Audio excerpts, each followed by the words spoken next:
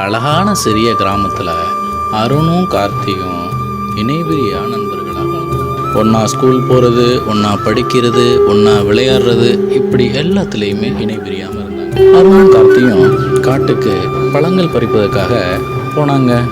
அப்படி போயிட்டு இருக்கும்போது அந்த காட்டில் இருந்த ஒரு நரி அவங்கள பார்த்துருச்சு. உடனே அந்த நரி இந்த 2 பேரையும், அருணையும் கார்த்தியையும் துரத்த ஆரம்பிச்சிருச்சு. அருணும் கார்த்தியும் பயங்கரமாக ஓட ஆரம்பித்தாங்க.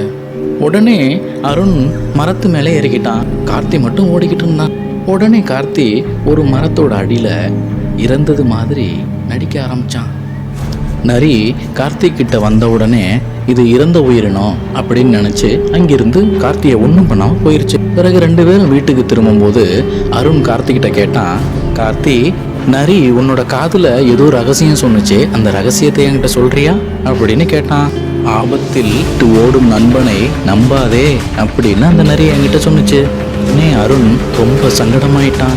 இந்த கதையோட நெறி என்னன்னா, கஷ்ட நேரத்தில் உண்மையான நண்பனாக இருந்தால் உடனே இருக்க வேண்டும் என்பதுதான்.